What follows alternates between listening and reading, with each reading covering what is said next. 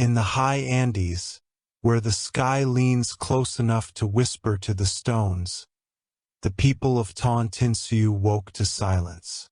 No dawn brushed the mountains. No light spilled across the terraces. The llamas lifted their heads toward the east, confused. The rivers, usually quick to shimmer, ran dark and still. It was the first morning the world had ever known without a sunrise. The people waited. They waited long enough for the chill to crawl into their bones. Children asked when Inti would open his eyes again, and the elders had no answer. They placed offerings upon the altars, golden maize, coca leaves, and the smoke of sweet herbs, but the horizon remained a bruise of unbroken shadow. The priests gathered at the Temple of the Sun in Cusco. Their robes, woven with threads that once caught the dawn, hung dull and heavy. They knelt before the golden disk, Inti's likeness, and the high priest lifted his hands. O Father of fire, what sin has dimmed your heart? Have we forgotten your name in our prayers? But no warmth answered. The temple's great walls, which once glowed with light, held only the reflection of fear. Above them the heavens churned. Mama Killa, the moon, lingered pale and uncertain. She gazed down upon the sleeping mountains and whispered, "He does not stir. The light has gone inward." "Gone inward?" asked the stars, their voices trembling like frost. "Where can light hide when night has no edge?" But the moon only turned her face away, her silver tears falling unseen through clouds. In the villages below, fires burned brighter than ever before. Families huddled close around them, hoping their small flames could imitate the lost sun. The warmth helped, but it could not fill the space where the morning should have been. Even the birds, confused, sang only half their songs. In the valley of Pakakutek, an old farmer looked to the east and bowed low. "If the sun has turned his face from us," he murmured, "then it is because we have forgotten to listen to his silence." He closed his eyes and heard, beneath the quiet, the faint hum of the mountains themselves. It was not absence he heard, but rest. The world had not ended, it had paused. The breath between heartbeats, the blink between days. Far beyond mortal sight, in the deep corridors of the sky, Inti dreamed. He floated within his own light, folded into the warmth he had given to creation. But the light no longer danced, it waited. He had burned for ages without rest, watching over mountains and seas, lovers and warriors, births and burials. His light had seen everything and been asked for everything. And one dawn, without reason or plan, it had simply stopped rising. He drifted in the silence between stars, the gold of his being dimming to ember. Around him, the sky was vast and tender, a cradle of darkness that did not judge. "How long have I burned?" he asked, though there was no one to answer. He remembered the first morning, when he had been born from Viracocha's breath, flung into the heavens as a torch for the living. He remembered watching the first corn sprout, the first river catch the dawn like a mirror. He remembered his sister, Mama Killa, who reflected his light so that lovers might walk safely through the night. He remembered the laughter of mortals who called him father. He remembered everything, and that was the weight of his sleep, The stars whispered faintly around him. Lord of Light, they said, why do you dream so deeply? He opened his eyes. Within them, the last fires of creation flickered. Because the world has stopped listening. They see me, but they do not remember what it means to see. They wake, but they do not remember what it means to be awake. I shine, and they only ask for more. The stars dimmed in sorrow. And what will they do without you? Inti closed his eyes again. They will learn to miss me, and in their missing, perhaps they will remember what light truly is. Back upon the earth, time began to lose its shape. Crops wilted. Frost claimed the edges of the terraces. The llamas cried through the cold nights, and the rivers murmured of loss.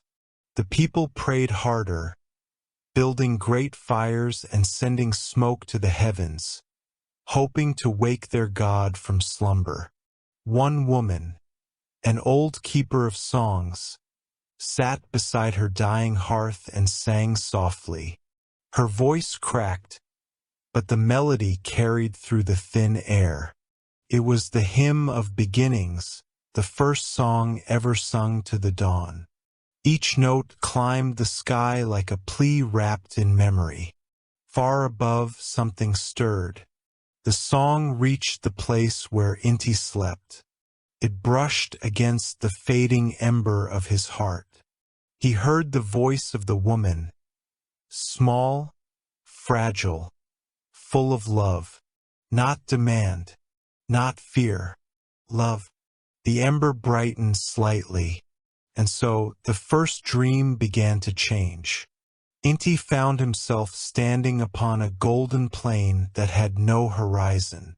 From the plain rose a single tree, its branches made of sunlight, its roots sinking into shadow. Beneath it waited a figure cloaked in twilight. Mama Killa. You are far from your path, brother, she said. He sighed.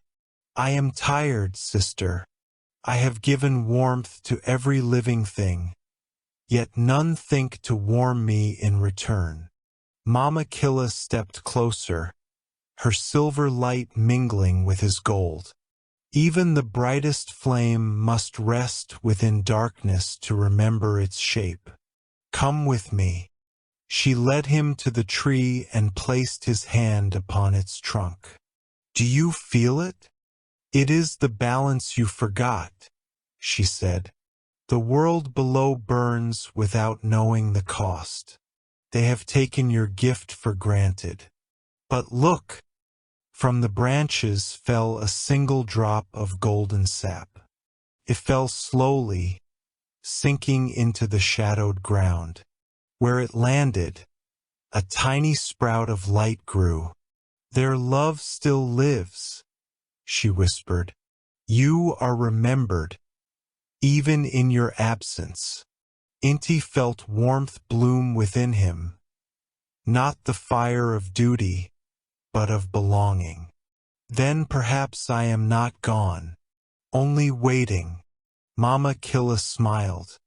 Even the sun must journey to find himself again.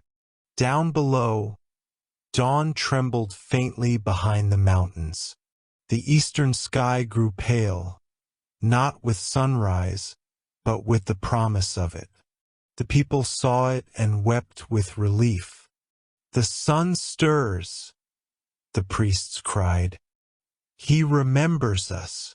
But the old songkeeper only smiled. No, she said softly. He remembers himself.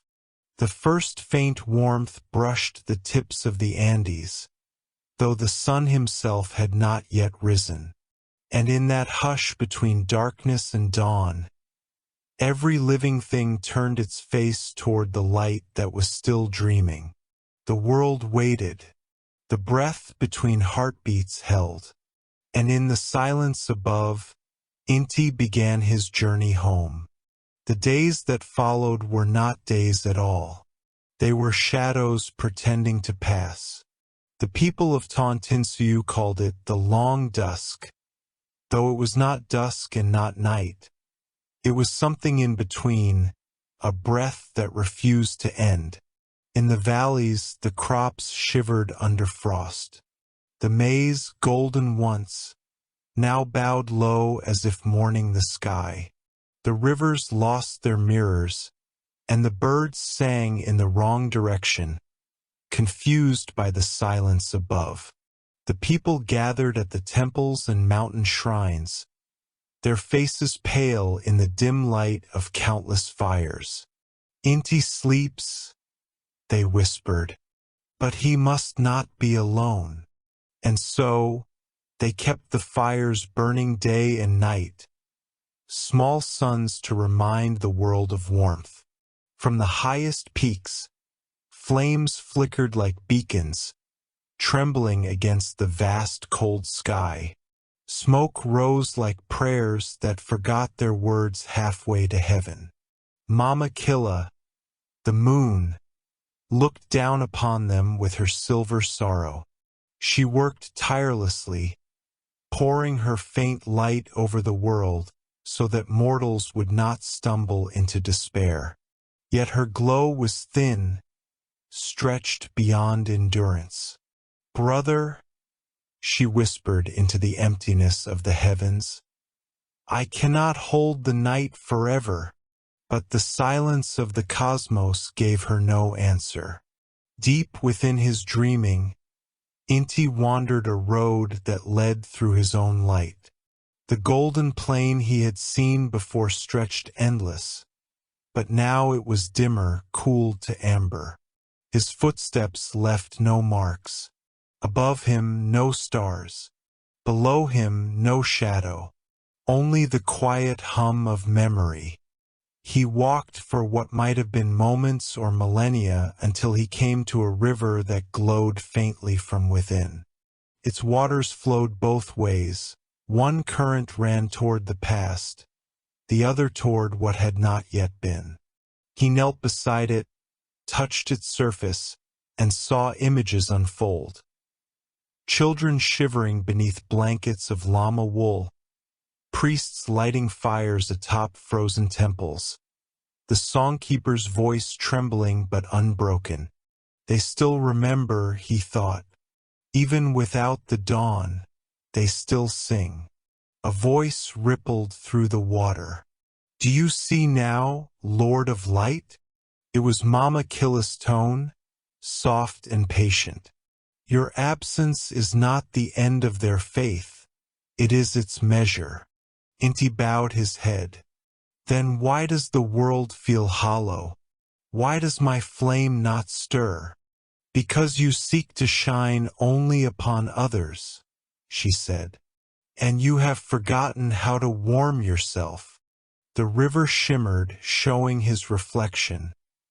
But it was not the golden sun he had always known. It was a dim ember wrapped in shadow, his eyes full of longing. He turned away. Back on earth, the people tried to live without mourning. They measured time by hunger instead of light. Crops grew thin, and animals wandered restlessly in search of warmth. Yet still they worked. Still they shared what little they had. In darkness they learned gentleness. In one small village, a young girl named Nara gathered glowing stones from a nearby stream. The stones held the last reflections of the moon, caught in their smooth surfaces. She placed them along the paths of her village so that her people could walk safely through the night. "If the sun cannot see us," she said, "we will remind him we are still here." Her mother smiled weakly. "Little flame," she whispered, "you are the light he left behind." The story of Nara spread quickly. Villagers in the mountains began to place small mirrors and silver bowls upon their rooftops, catching every ray of moonlight. The land became a patchwork of faint glows, 1,000 tiny suns waiting to be remembered. From above, Mama Killa saw it and smiled through her tears. "My brother," she whispered into the cold. "They have become you." In his dream, Inti walked to the base of the luminous tree once more.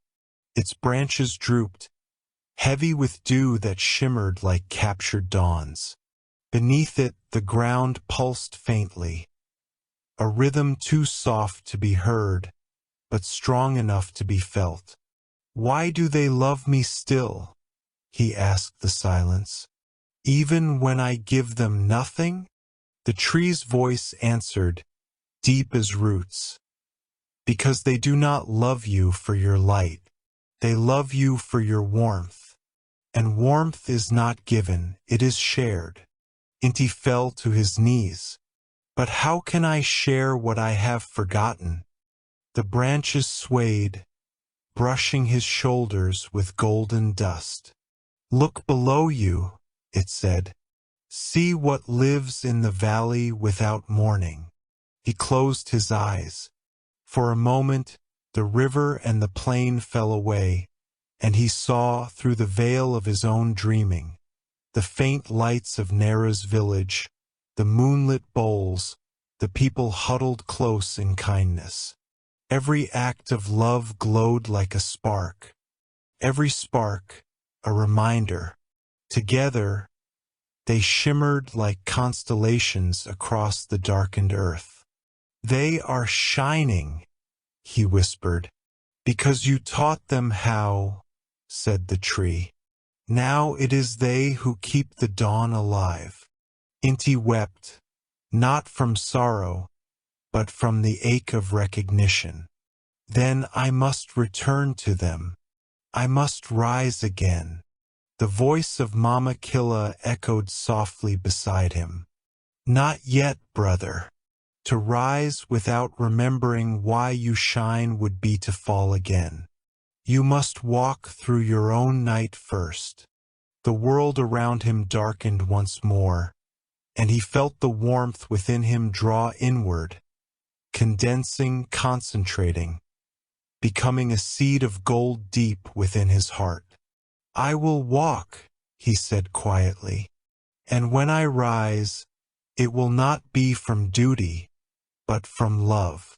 In the mountains, a tremor stirred. The frost receded slightly from the terraces. The people awoke to find the air warmer, though no sun had risen. Birds began to sing again, hesitant but hopeful. The old songkeeper looked to the horizon, where the black edge of the world shimmered faintly. "He is moving," she murmured, "not across the sky, but within himself."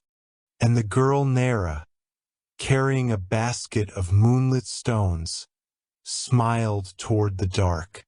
"Then we will wait," she said. "The dawn is on its way home." The valley remained without mourning, but it no longer felt lost. For even in shadow, the people had learned to live by another kind of light. And far above, in the heart of the sleeping sun, a spark began to remember its shape.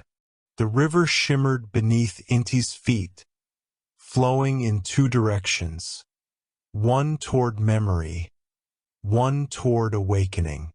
Its waters were golden yet cool, a mirror for the spirit more than the body.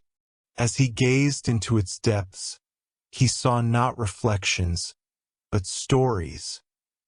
Moments of warmth, grief, laughter, and waiting. Each ripple carried a whisper, and every whisper spoke his name. "Inti," the river said softly, "you have wandered far from yourself." He stepped into the current, the light parting gently around him. "I am not lost," he answered, "only learning what it means to return." The river's voice deepened, rich as molten gold. To return, you must walk through what you have forgotten. He took another step, and the waters brightened. Images bloomed beneath the surface, flashes of creation, when mountains rose and clouds took shape at his breath. He saw the first dawn bursting across a young world, the people kneeling, eyes wide in wonder. He saw laughter and festivals, and the weaving of golden threads into offerings. He felt again the joy of being seen, the purpose of giving warmth. But then came the darker currents. Temples built not for prayer, but for pride. Warriors marching under banners of light that had forgotten its gentleness. Fires lit to conquer instead of comfort. He saw himself mirrored in those flames, brilliant, unyielding, consuming. "Was that my doing?" he whispered. The river shimmered in answer. "You gave them warmth. They used it to burn. You gave them strength. They used it to rule. But you are not their choice. You are their chance." Inti bowed his head. "Then I am both blessing and burden." The current wrapped around him like a gentle hand. So is all light. Far above, Mama Killa drifted across a bruised sky. Her silver glow trembled. She could feel her brothers stirring through the threads of the cosmos, the faint pulse of a heart remembering itself. But she also felt the weight of his grief, the fire struggling to find harmony within its flame. She spoke softly to the stars. "He walks his river of remembrance. Pray that he finds its end." The stars flickered in agreement. "We will keep the night open for him." On earth, the people continued their quiet rituals. Nera's lights still lined the paths, and her village still sang to the horizon that did not yet glow. One night, as she placed her final moonstone beside the riverbank, she saw something strange. The water shimmered faintly gold for the first time, only for a heartbeat, but enough to make her gasp. "The sun hears us," she whispered. "He walks beneath the water." The old songkeeper smiled, her eyes reflecting the same light. "Then sing, child. The river carries songs as easily as sorrow." And so they sang, not to summon, not to beg, but to remind. The melody rose, fragile and true, carried by wind and wave. It reached high into the thin air, threading its way into the dreaming sky. Inti walked further, following the current to where it split into two. One branch led upward, toward brilliance too bright to behold. The other wound downward into shadow. Between them stood a figure cloaked in twilight, the guardian of balance. "Which path will you take?" asked the guardian, voice like shifting stone. "One returns you to the sky. The other teaches you why you fell." Inti hesitated. "If I rise without understanding, I will burn the world again." "Then you know your path," the guardian said, stepping aside. He descended. The golden light dimmed to amber, then to bronze, then to a deep, living red, the color of blood, of life remembered through pain. The river widened, flowing slower, thicker. At its center stood an island made of mirrorstone. Upon it burned a single flame, small and steady. Inti approached it with reverence. "Are you what remains of me?" he asked. The flame flickered, answering not with words, but with reflection. In its glow, he saw every face that had ever turned toward him. Mothers holding their children to the dawn, farmers whispering thanks before the harvest, lovers greeting each other at sunrise. None of them prayed for perfection. They prayed for warmth, for one more chance to begin again. Inti knelt. I forgot what light is for. The flame pulsed brighter. Then remember. He reached into the fire, expecting pain, but felt only calm. The flame spread through his hands, through his chest, through his eyes. His heart became a sphere of light, soft and steady. Around him, the river brightened, carrying gold back into the current. He stood, taller now, radiant yet gentle. The island trembled, and the flame leapt upward, becoming a beam that reached all the way to the heavens. For the first time since the world had gone dim, the stars blinked in gold instead of silver. Mama Killa gasped as she saw it, the beam piercing the night like a breath-breaking water. He rises, she whispered, not yet in body, but in spirit. The stars sang, their voices trembling with joy. The river flows toward dawn. On earth, Nera woke to the same light shimmering over her river stones. She ran to the shore, calling for the others. The people gathered, watching the faint golden reflection move through the water like sunlight remembering its way home. He's coming, someone said. No, the songkeeper corrected softly. He's remembering how. The river glowed for 3 nights and 3 days. Every being, bird, stone, river, wind, felt it. Even the mountains leaned slightly toward the east, as if bowing in anticipation. And deep within the heart of light, Inti opened his eyes. His first thought was not of duty nor power, but of love. He whispered to the river, "Thank you for waiting," the current replied. "Then rise when you are ready."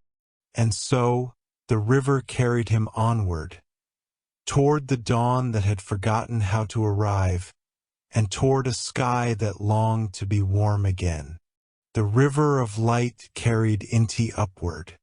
Its current glowed brighter with every heartbeat, threading through shadow, through silence, through the breath between the stars. The path home was not a climb but a remembering. With each ripple he shed what was heavy sorrow, pride, weariness, until he moved like the first spark that ever dared to be seen. The heavens stirred. The stars turned their faces toward him. The sun awakens, they sang in soft tones. But his light is changed. Indeed, Inti's glow was gentler now. It no longer burned to prove its strength. It warmed to share it. His light did not command, it listened. As he neared the edge of the dream, where sky and waking met, a vast shadow rose to greet him. It was the shape of his own absence, the emptiness that had filled the heavens since he had gone. It spoke in a voice that sounded like cold wind through stone. "Where do you go, wanderer of warmth?" it asked. "The world below has learned to live without you." Inti did not stop. "Then I will rise not to rule, but to join them." The shadow spread wider, circling him like smoke. "They prayed to you, yes, but they also cursed you. They blamed you for their hunger, their frost, their loss. Why return to those who forgot gratitude? He looked at it calmly. Because they also remembered love. I felt it in their songs, their fires, their waiting. Their love was small, but it was enough. The shadow hissed, "You will fail." The shadow hissed, "You will fail again." "Then I will fail with purpose," said Inti. "For even failure burns brighter than fear." The shadow tried to cover him, but his light no longer resisted. It simply shone through, soft and patient, until the darkness grew thin and pale. "You are not my enemy," he whispered. "You are my rest."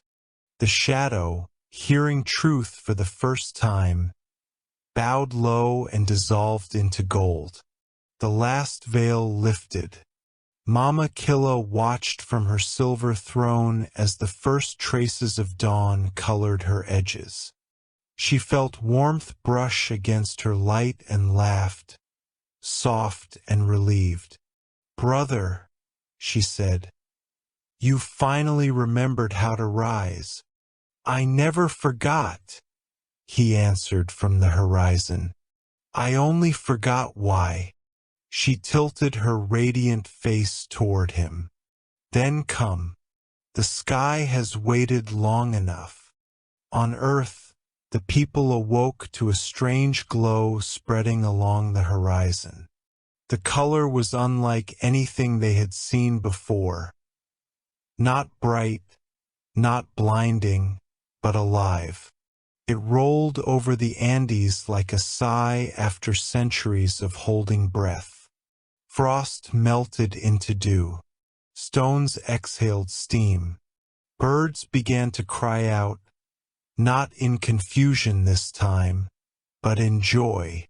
The old songkeeper stood before her temple, tears glistening in the half-light. "He returns," she whispered, "but differently, softer." Kinder, Nara, standing beside her, held one of her moonstones to the sky. It caught the golden hue and shimmered. "He's listening," she said.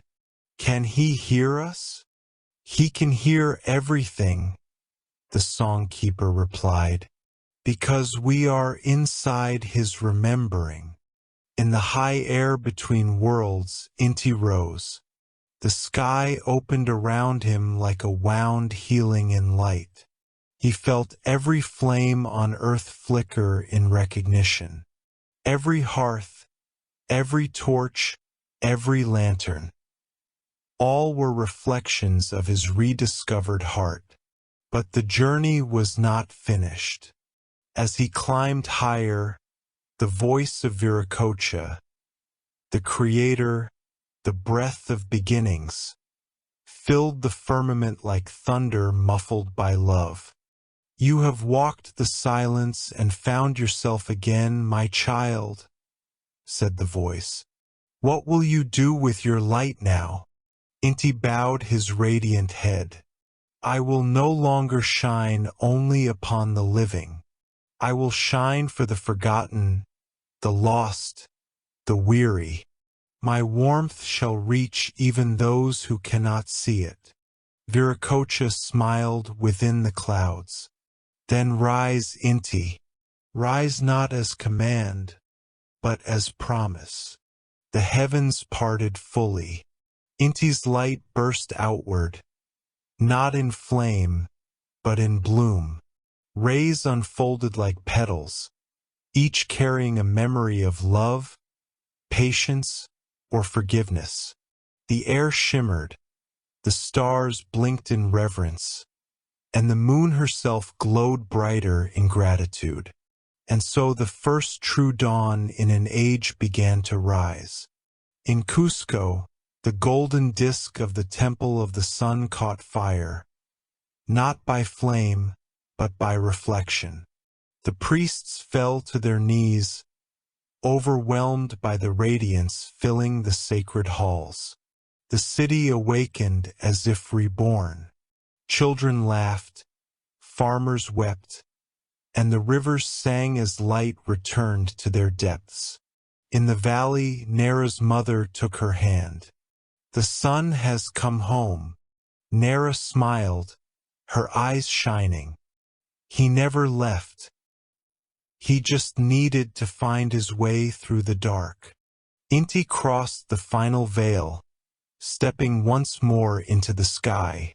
His golden form crowned the mountains, painting the world with warmth that did not burn. Clouds turned to rose and gold beneath his feet. He looked down upon the earth, not as a god above mortals, but as one who finally understood them. He whispered to the world, "Your fires kept me alive. Your love carried me home." And to his sister, the moon, he said, "Thank you for holding the night until I could hold the day again." Mama Killa smiled through tears of light. "Then rest when you must, brother, for even the sun deserves shadow." The day unfolded slow and golden. Every living thing turned toward the warmth with gratitude deeper than words. The people built new temples, not of gold, but of stone and light, open to the wind, filled with laughter. They sang not for worship, but for remembrance. And high above, Inti looked upon his world and felt no burden, only belonging. His light spread softly over oceans, over valleys, over hearts that had once been afraid of darkness. He had not conquered the night. He had learned to walk beside it. Thank you for listening to Sleep with Myth. Morning came like a song too shy to be heard at first. It began not in the sky, but in the earth. A hum beneath the soil, soft and patient. The rivers felt it before anyone else. Their waters shimmered faintly, as though remembering how to glow. The wind caught the sound next, carrying it between mountains like a secret being shared. The people of Tontinsuyu awoke to this song. They did not yet see the sun, but they felt him. An invisible warmth brushing their faces, a heartbeat echoing through stone and bone alike. The old songkeeper rose before the others and stepped outside her hut. She placed her hand on the cold ground. "He breathes," she whispered. "The world hears him again." The mountains answered with faint murmurs, their peaks glowing pale gold in anticipation. Nera gathered her moonstones from the riverbank and held them high. Each one caught the growing light and shimmered softly. "He's closer," she said to her mother. "The sun sings through the stones." Her mother smiled. "Then listen, little one. Every stone holds a note of his returning. You have walked the silence and found yourself again, my child," said the voice. "What will you do with your light now?"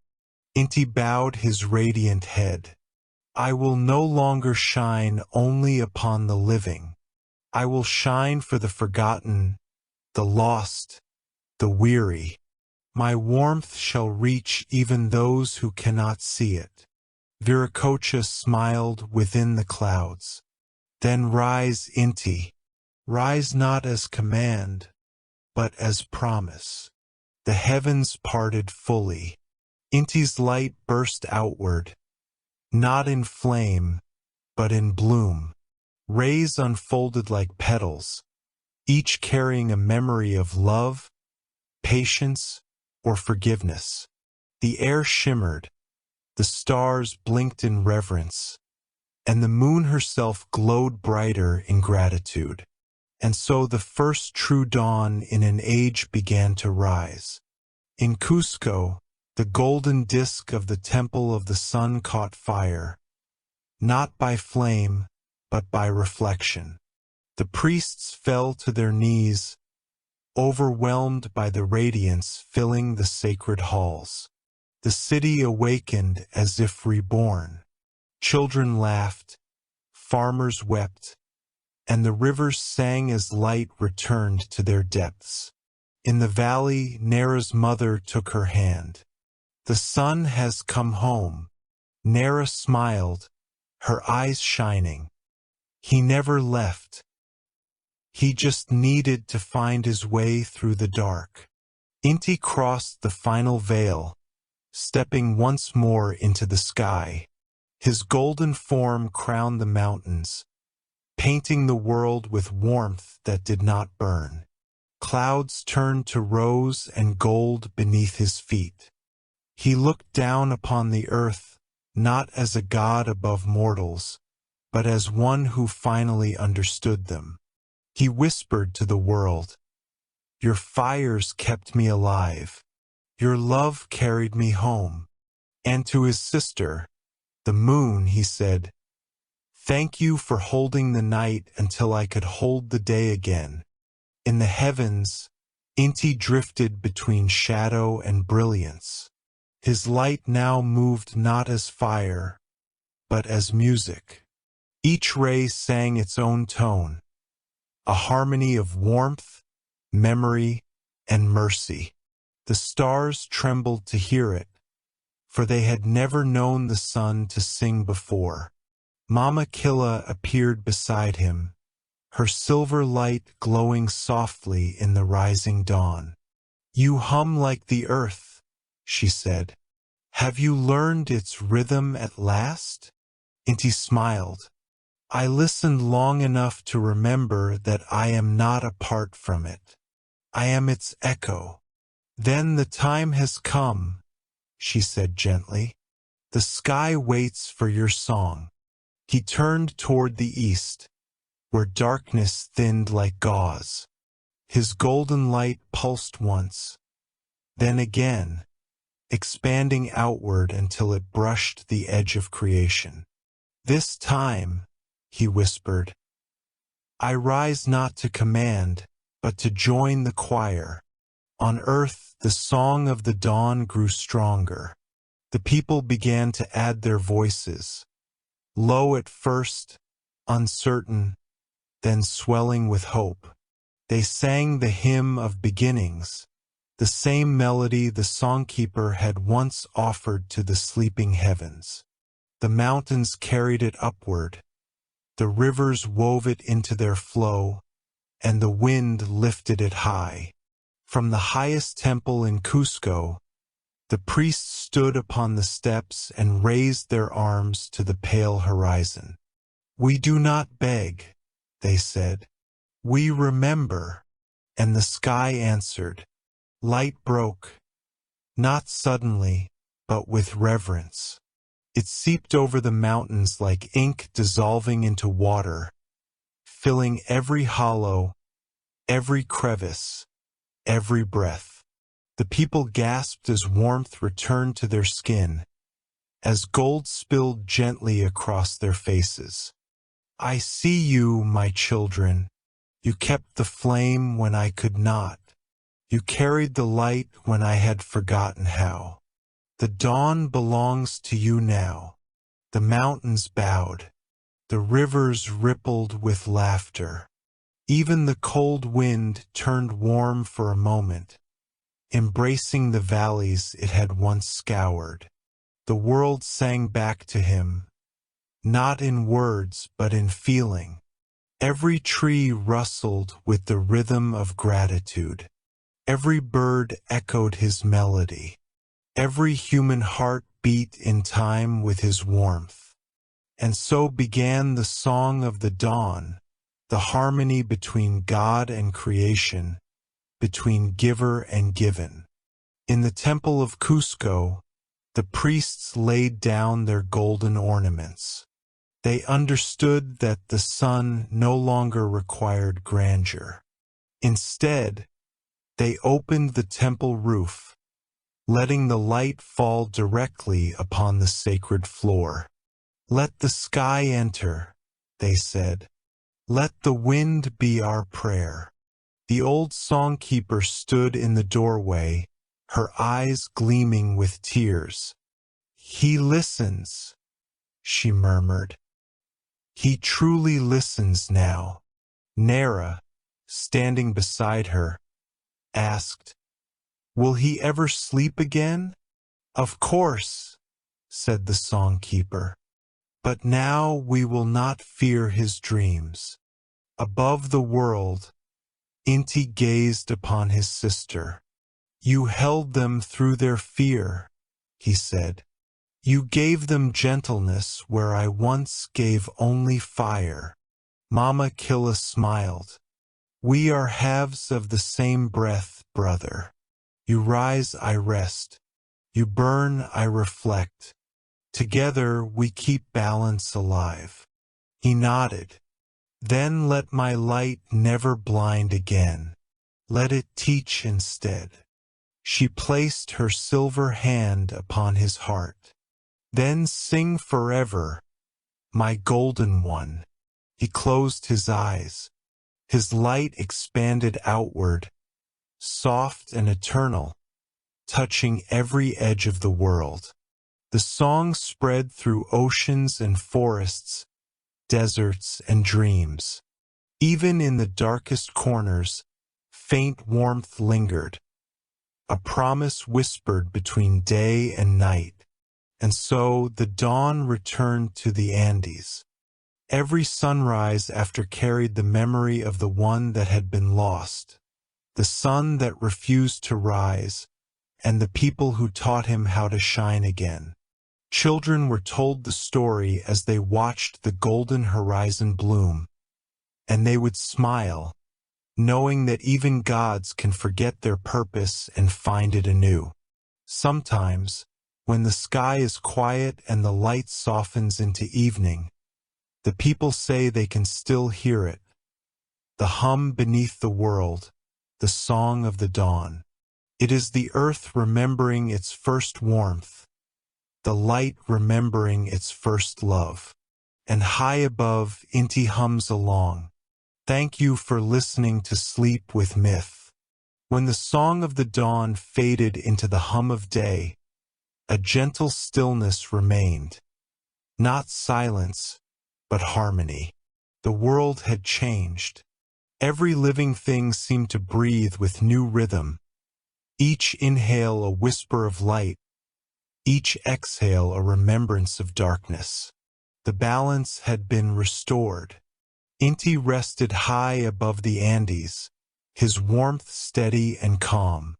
For the first time in ages, he did not burn in exhaustion or blaze in pride. His glow pulsed like the heartbeat of the sky, patient, alive, eternal. Below, the people of Tontinsu began to rebuild, but not with gold or temples. They built with open hands and shared laughter. The elders taught that light was not something one prayed to, but something one carried. When you light a fire, they said, you do not ask the sun to bless it. You remember that you are his reflection. The children listened wide-eyed, holding moonstones and tiny candles, their faces gilded in soft morning hues. And in the sky Inti watched, smiling. Mama Killa visited her brother often now. She came not to soothe him, but to walk beside him in the endless dance between shadow and shine. Together they traced the curve of the world, her silver light cooling his gold, his warmth giving her shape. You have found your heart again, she said one night, her light washing gently over his. Does it still ache? Sometimes, he answered, but it is a sweet ache, the kind that reminds me I am alive. She laughed, the sound ringing like 1,000 silver bells. You speak like the mortals now. They taught me, he said softly. When I was gone, they did not worship me to bring me back. They remembered me so that I might find myself. That is what love is, not calling, but keeping. The moon nodded. And when you sleep again? He looked toward the earth, where fires twinkled in the valleys like stars fallen from the heavens. They will remember the warmth, not the flame. That is enough. In the valley of Cusco, the songkeeper grew old. Her voice, once sharp as mountain air, softened into the murmur of streams. One evening, she climbed the hill that faced the rising sun. The people gathered behind her, torches flickering like petals of fire. She lifted her hands. Once, she said, we feared the dark. We thought light was a god to be chased. But now we know the sun is not outside us. He is the warmth in every kindness, the glow in every breath. And as she spoke, the wind caught her words and carried them upward, weaving them into the fabric of dawn. Nera, now grown, stood beside her mother and whispered, "Will he hear her?" Her mother smiled. "He already has." High in the heavens, Inti felt the words brush against him like a sigh. He closed his eyes and listened. The melody of the world, rivers, laughter, whispers, wings, filled him completely. Every sound was a reflection of his own song. Every heart was a mirror of his light. He looked to Mama Killa. "Do you hear it too?" "Yes," she said. "It is the world breathing." For a moment they stood in stillness, the golden and the silver, the warmth and the reflection, and in that union the balance of the cosmos was whole again. Seasons turned. The people learned to live with both light and shadow, honoring each in their time. During the longest nights, they told stories of the sun who had once refused to rise, of how even gods must rest to remember their light. And when dawn came, they sang softly, not to summon him, but to thank him for returning on his own. In this way, the myth became more than memory, it became a rhythm. 1,000 years passed, and still the Andes glowed with the same morning gold.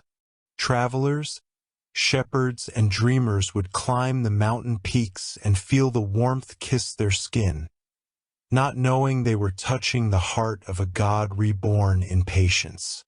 Sometimes, when the world grows weary and the sky dims with sorrow, those who listen closely say they can hear it again. A faint hum beneath the earth, a promise older than time. Light may sleep, but it never dies. And so the sun rises not because he must, but because he chooses to. The balance holds. The song continues. And somewhere above the clouds, Inti smiles. Thank you for listening to Sleep with Myth.